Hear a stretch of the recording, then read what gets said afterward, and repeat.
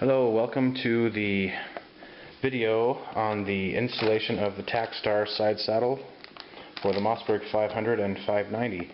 Basically, the way these go on is they replace the two trigger group pins with screws that go through from the right side of the receiver, and they also replace the ejector screw with a screw that holds the side saddle on the other side.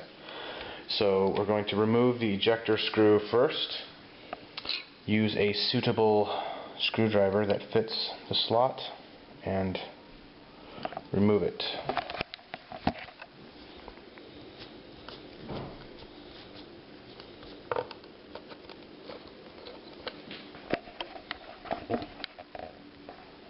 That's the ejector screw, and we're just going to open up the package and find the one that replaces the ejector screw.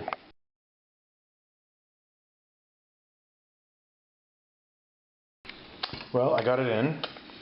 I think that a little bit of oil helped, and also putting it through this side first to clean out the threads a little bit.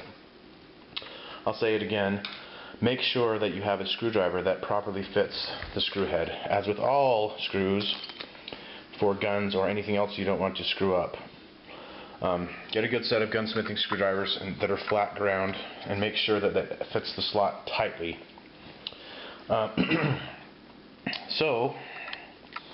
After reading the directions, which is the 5th step you should do when you're undertaking any project, it's just the rearmost pin that gets replaced.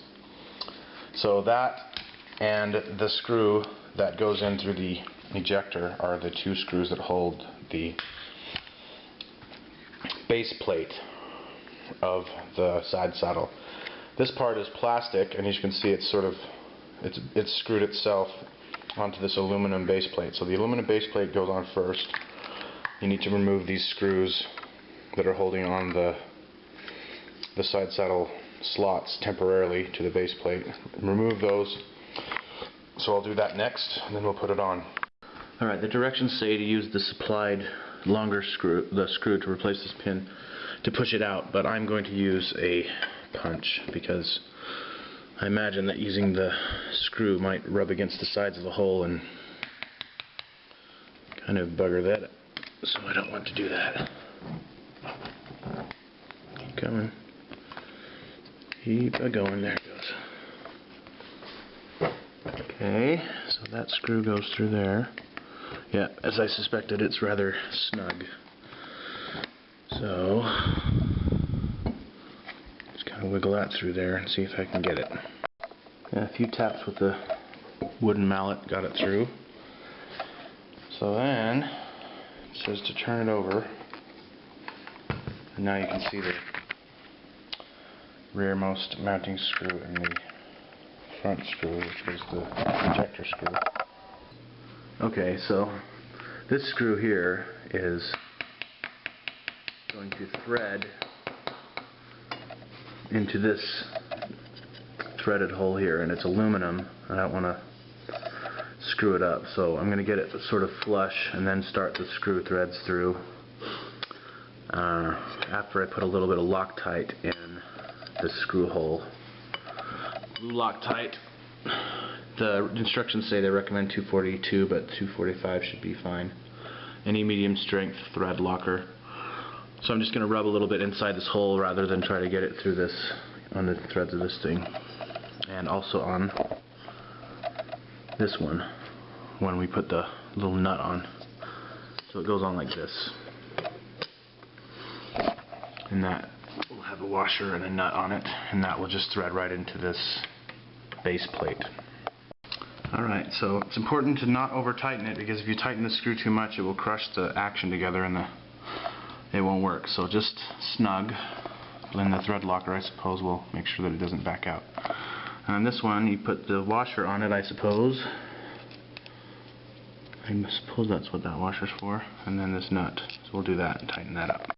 Okay, so it turns out this is a 1/4 inch nut, and I just got it snug with this socket set, which the tool isn't included, of course, but that seems very stable and steady to me. I don't know where the washer's supposed to go, but I guess we'll just pretend like it doesn't need it, because there's not enough clearance for the washer to go under this nut and still engage the threads. So anyway, so the base plate is on.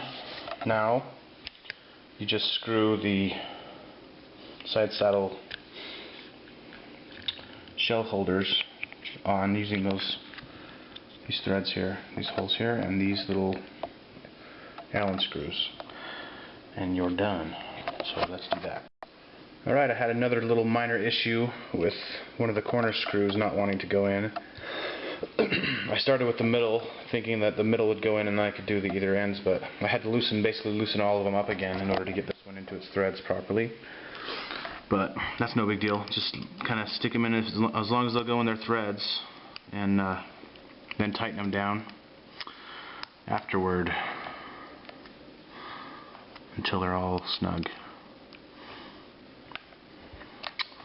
And let's see how it works. Well, it seems relatively good. I don't see any major complaints other than that one screw not being quite threaded in all the way, but I didn't torque it down terribly hard. I don't want to strip it, so the other ones should hold it steady enough, I believe. And these are held in there pretty securely. It takes kind of a good tug to get them out.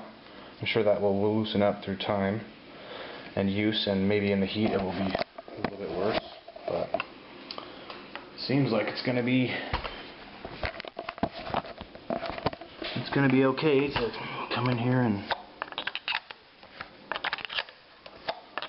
yeah, I think that's going to work just fine.